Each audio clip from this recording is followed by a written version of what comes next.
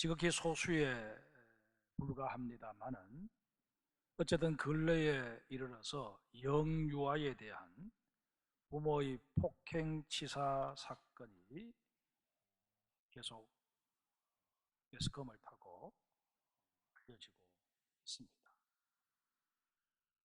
우리 가정들이 점점 위험에 노출되고 있다는 하나의 단적인 증거가 아닌가 하는 그런 생각을 해요. 이런 상황에서 우리 그리스도인들이 하나님께서 허락하신 가정을 더욱더 온전하게, 경건하게, 건전하게 지켜내려면 어떻게 해야 할까요? 감사하게도 하나님께서는 룻기를 통해 우리에게 많은 답들을 제시해 주고 계십니다. 따라서 앞으로 몇 주간 동안 이 룻기의 말씀을 살펴보는 가운데 어떻게 하면 우리가 건강한 가정을 세워갈 수 있을까? 우리에게 말씀하여 주시는 하나님의 음성을 경청하고자 합니다. 유대 땅에 기근이 들었습니다. 당장 먹고 사는 문제에 어려움이 생긴 것입니다. 이런 와중에 엘리멜렉이라고 하는 사람이 자기 가족들을 데리고 이방 땅인 모압으로 그 거처를 옮기게 됩니다. 엘리멜렉은 문제에 직면하게 되자 그 문제에 부딪혀서 해결책을 찾아보려고 모색한 것이 아니라 도망치는 쪽으로 가닥을 잡았습니다. 우리 한번 생각해 보십시다. 베들레헴에 가뭄에 직면한 가정이 엘리멜렉 가정 한 가정뿐이었을까요? 아니지 않습니까? 베들레헴에 살고 있는 모든 유대인들이 다 지금 어려움에 직면했습니다. 그러나 그들은 조상 대대로 또 더 거슬러 올라가면 하나님께서 주신 자신들의 기업을 어떻게 해서든 지켜내기 위하여 힘듦을 감내하면서 그 자리를 지킨 것입니다.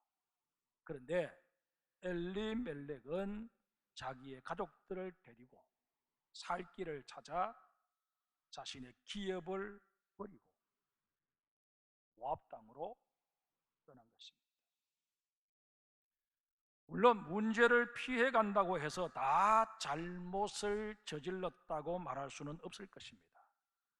경우에 따라서는 문제를 피하는 것이 능사일 수도 있습니다. 그러나 피해서 도망을 칠 때는 적절한 명분이 있어야 합니다. 왜 내가 피하려고 하는지, 왜 내가 도망칠 수밖에 없는지 분명하게 이유를 설명할 수 있어야 한다는 것입니다. 엘리멜렉의 경우를 한번 보실까요? 엘리멜렉이 약속의 땅을 등지고 모압 땅으로 피신한 이유가 무엇이었습니까? 오늘 성경 본문을 통해서 우리가 확인할 수 있는 것은 단순히 의식주 문제를 해결하기 위함이었습니다. 먹고 사는 문제에 관심을 두고 사는 사람들에게는 이 의식주의 문제를 해결하는 것만큼 시급한 문제도 없을지 모릅니다. 그러나 무엇을 먹을까, 무엇을 마실까, 무엇을 입을까 염려하지 말라고 말씀하시는 주님 앞에서는 이 먹고 사는 문제가 결코 타당한 명분이 되질 못합니다. 엘리멜렉이 자기 가족들을 이끌고 유다 땅을 떠나 모압으로 간 데는 몇 가지 원인이 있었습니다. 그 첫 번째가 믿음의 눈이 아닌 육의 눈으로 모든 것을 보았기 때문이었습니다. 가나안 땅에는 흉년이 들었는데 바로 인근에 있는 모압 땅에는 대풍작이 이루어졌다 하는 소문이 들려오는 것입니다. 엘리멜렉은 그 소문에 귀가 솔깃해져서 앞뒤 따져보지도 않고 자신의 모든 재산을 다 정리해 모압 땅으로 이주해 버립니다. 룻기 1장 21절에 보면 엘리멜렉의 아내 나오미가 자신들이 유다 땅을 떠날 때 풍족했었다고 회상하는 장면이 나옵니다. 정리한 재산이 적지 않았음을 시사하고 있는 것입니다. 여기서 우리가 알 수 있는 사실이 무엇입니까? 엘리멜렉의 가족들이 서둘러 모압 땅으로 굳이 가지 않았어도 당장 굶어 죽을 정도로 절박한 상황은 아니었음을 의미하는 것입니다. 유대 땅을 떠나지 않으면 정말 더 이상 살아갈 수 없을 정도여서 모압 땅으로 갔느냐? 결코 그렇지 않았습니다. 성도들 중에 경제적인 이유를 내세워 주일 성수를 하지 못하겠다는 분들이 종종 있습니다. 물론 하루 벌어서 하루 먹어야 하는 상황이라면 주일이라도 일을 할 수밖에 없을 것입니다. 또 복잡해진 현대 사회 구조 속에서는 격일로 교대 근무를 해야 하는 직장들도 적지 않습니다. 그럴 경우 주일이라도 내 근무 날이 되면 직장에 출근을 해야만 합니다.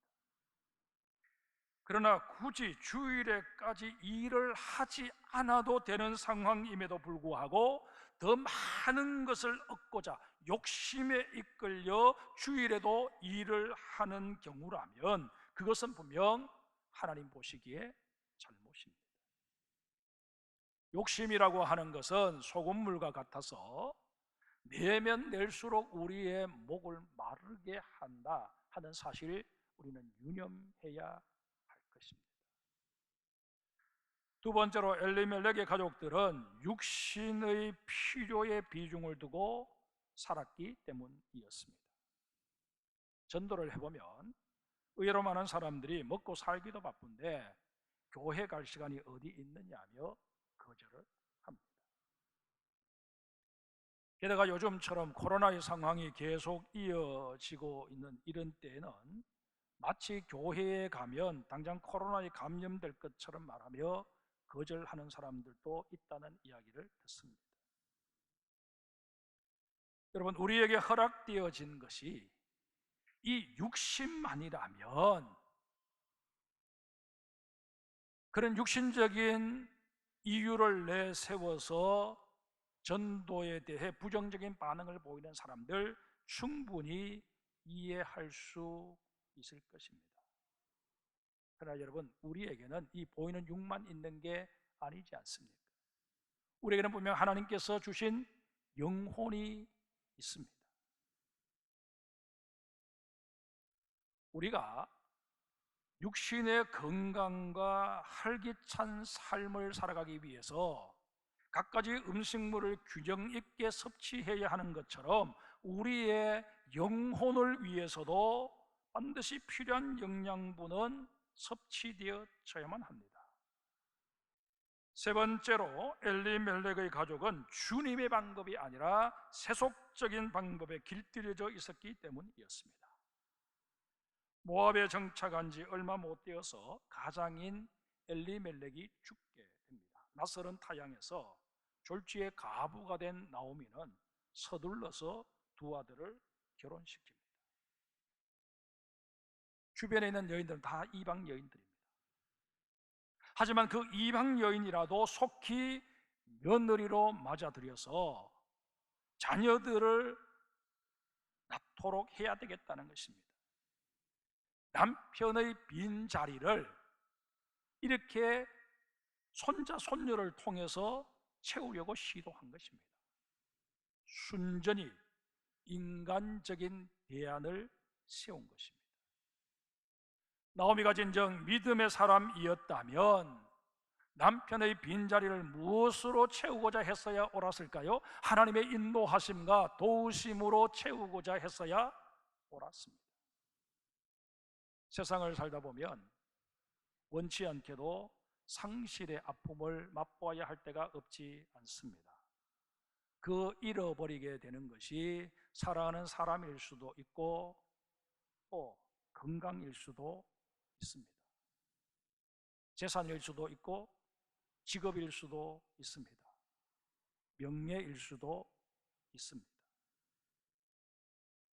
우리가 잃게 되는 것이 무엇이든 간에 보다 중요한 것은 그것을 회복하고 채워가는 방법이 성경적이어야 한다는 사실입니다. 그러나 많은 경우 우리는 그러지를 못합니다. 사사세대 이스라엘 백성들이 그러했던 것처럼 자기 소견에 옳은 대로 모든 일을 처리해버리기 일쑤입니다.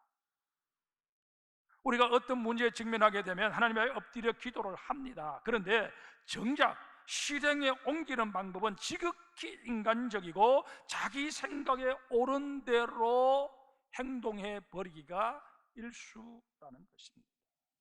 이러니 엘리멜렉의 식구들이 외가는 분명 유대인인데 모압 땅에 살았던 것처럼 우리 역시 그리스도인이라는 이름은 가졌으되 삶의 방식은 세상 사람들과 비교해서 전혀 다를 것이 없는 그런 모습을 연출해 버리고 만다는 것입니다. 여기에 오늘 우리의 문제가 있습니다. 고린도후서 13장 5절에 이런 말씀이 있습니다. 너희는 믿음 안에 있는가?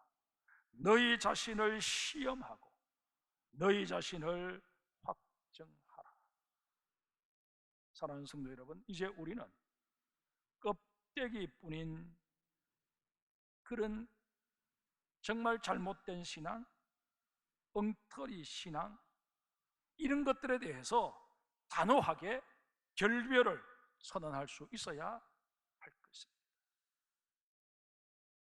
네 번째로 엘리멜렉의 식구들은 문제의 원인을 제대로 알지 못했기 때문에 모압으로 가고 말았습니다.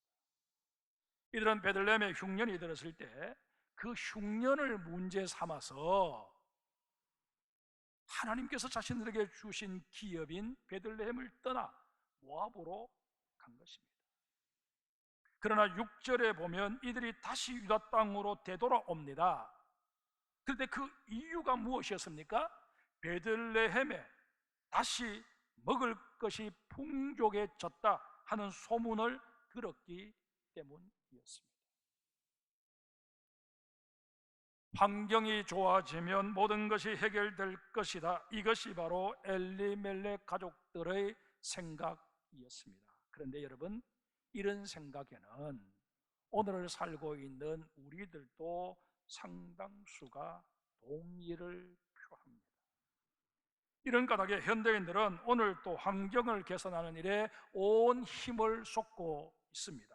비근한 예로 교육 환경이 좋아지면 아이들의 평균 학력이 좋아질 것이라는 막연한 기대를 가지고 그 교육 환경 좋은 쪽을 찾아갑니다. 그러다 보니 대도시에 소위 학군이 좋다고 하는 그런 동네의 집들은, 아파트들은 그 값이 천정부지로 뛰고 있지 않습니다. 또한 그럴듯한 내 집을 마련하게 되면 이내 내 삶의 질이 좋아질 것처럼 그렇게 생각하는 경우도 없지 않습니다. 그래서 영끌이라는 말이 나올 정도로 자기 집을 마련하기 위해서 모두가 애를 씁니다. 이 자체가 나쁘다는 얘기가 아니라 이것이 마치 인생의 목적인 양 생각해버리는 거기에 문제가 있다는 것입니다. 심지어 우리 그리스도인들 중에도 예배 환경이 좋아지면 저절로 은혜가 쏟아질 것처럼 생각하는 그런 우를 범하기도 합니다.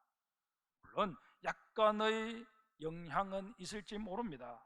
그러나 우리가 안고 있는 모든 문제는 환경에 의해 좌우되는 것이 아니라 바로 나 자신의 마음에서 연유한다 하는 사실을 간과해서는 아니 될 것입니다.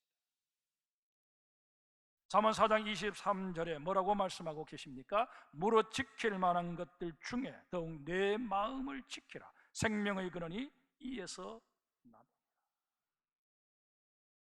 환경이 좋아지면 우리가 잘 살게 되는 것이 아니라 하나님을 향해 내 마음이 열리고 그 마음을 통해 하나님과 제대로 된 교제를 이루게 될 때 우리는 하나님의 뜻에 따라 제대로 된 삶을 꾸려갈 수 있게 되는 것입니다. 내 마음의 주파수를 하나님께 맞춤으로 하나님의 메시지가 언제나 내 마음에 울려 퍼지고 그 말씀에 근거해서 내 삶을 꾸려가게 될 때 비로소 내 인생에 하나님이 허락하시는 기쁨과 만족과 평안이 임하게 된다는 것입니다. 살펴본 대로 엘리멜렉의 가족들은 아주 잘못된 이유로 유다 땅으로 이주해 갔습니다. 잘못된 원인은 필연적으로 잘못된 결과를 낳기 마련입니다. 본문을 보십시다. 모압에 정착한 지 얼마 못 되어서 이 가정의 가장인 엘리멜렉이 죽습니다. 설상가상으로 장성한 두 아들마저 죽음을 맞이하게 됩니다. 경제 활동이 가능했던 집안의 남자들이 다 죽고 여인들만 남게 되었습니다. 잘못된 시작으로 인해 이미 예견되어 있던 불행이 현실로 나타난 것입니다. 성도 여러분, 물을 떠난 물고기가 살아갈 수 없듯이 하나님을 떠난 하나님의 백성 역시 생명을 유지할 수 없습니다. 어항에 물고기를 키워보면 간혹 물 밖으로 튀어나오는 놈들이 있습니다. 바닥에 떨어져서 버둥거리고 있는 물고기가 살 수 있는 비결이 무엇일까요? 누군가에 의해 다시 어항 속으로 옮겨져야만 합니다. 마찬가지입니다. 하나님의 백성이 살 수 있는 길도 누군가에 의해 하나님의 품으로 다시 돌이켜지는 것 외에는 달리 방법이 없습니다. 본문 7절을 보십시다. 있던 곳에서 나오고 두 며느리도 그와 함께 유다 땅으로 돌아오려고 길을 가다가, 나오미가 두 며느리와 함께 유다 땅으로 되돌아오고 있습니다. 만약 이들이 모압 땅에서 이런 어려움에 직면하지 않고 그 삶이 성공적이었다면 과연 이렇게 돌아왔을까요? 저는 돌아오지 않았다고 생각합니다. 그 모압 땅에서 더 이상 살아갈 수 있는 방법이 없게 되자 나오미는 어쩔 수 없이 베들레헴으로 되돌아오고 있는 것입니다. 그러기에 생각에 따라서 이 귀향은 하나님께서 나오미를 다시금 본래의 자리로 돌이키시기 위해서 그 길을 다 막아버린 연고다, 그렇게 해석을 해도 가히 틀리지 않을 것입니다. 나오미는 정말 어쩔 수 없어서 더 이상 모압 땅에서는 살아갈 재간이 없어서 지금 돌아오고 있는 것입니다. 그렇다면 나오미의 입에서 당연히 터져 나와야 할 말이 무엇일까요? 찬송가 280장의 가사처럼 천부여 의지 없어서 손들고 옵니다. 주 나를 외면하시면 나 어디 가리까, 고백이 터져 나왔어야 옳았습니다. 그러나 안타깝게도 나오미의 입에서는 그런 말이 나오지를 않습니다. 여전히 그의 마음에는 육적인 것들이 가득 차 있었습니다. 무엇을 먹을까? 무엇을 마실까? 무엇을 입을까? 하는 이 문제에 대한 염려뿐이었습니다. 나오미는 이 모든 불행이 만군의 여호와 나의 하나님을 떠난 영고라 그렇게 고백하지 않았습니다. 단지 유다 땅으로 다시 돌아가면 일가 친척도 많고 내게 도움을 줄 수 있는 이웃들도 있을 것이다, 인간적인 기대를 가지고 돌아오고 있을 뿐입니다. 우리는 그 증거를 오늘 보면 8절 이하에서 찾을 수 있습니다. 나오미는 두 며느리에게 친정으로 돌아갈 것을 제안합니다. 인간적인 측면에서 본다면 참 아름다운 제안을 하고 있는 것입니다. 과부 시어머니가 역시 과부가 되어버린 며느리들의 고통을 헤아려서 새 삶을 살아갈 수 있도록 배려하고 있으니 얼마나 아름다운 장면입니까? 시어머니와 며느리의 관계가 아니라 마치 친정 어머니와 딸의 관계처럼 사랑이 넘쳐나 보입니다. 그러나 여러분, 시각을 조금만 바꿔서 영적인 측면에서 접근을 해보면 문제는 완전히 달라지고 맙니다. 만약 나오미의 마음 속에 나는 다시 하나님께로 돌아간다 하는 그런 의식이 분명히 있었다고 가정해 보십시다. 과연 며느리들에게 돌아가라 그렇게 말했을까요? 그저 유다 땅으로 돌아가면 어떻게 먹고 사는 문제는 해결할 수 있겠지 생각하고 지금 돌아오고 있으니 굳이 이방인 며느리들을 데리고 가야 할 이유가 없었던 것입니다. 더 심하게 말하면 나 하나야 어떻게 친척 집에 빌부터 살아갈 수 있겠지만 며느리 둘을 혹처럼 달고서야 어떻게 그럴 수 있겠나 생각하고 며느리들을 위하는 척 돌려보내려고 했다 그렇게 해석할 수도 있지 않겠느냐 하는 것입니다. 그런데 여러분, 지금 며느리들이 돌아간다면 어디로 돌아가게 되는 것입니까? 모압 땅입니다. 사실 모압 사람들은 하나님을 알지 못하기에 소망이 없습니다. 모압 땅이 며느리들의 고향이니까 육신을 위해서는 잠시 덕이 될 수 있을지 모릅니다. 그러나 그 영혼을 위해서는 더없이 해가 될 수밖에 없는 땅입니다. 그러기에 그 땅은 돌아가서도 아니 되고 돌려보내어서도 아니 되는 땅이었습니다.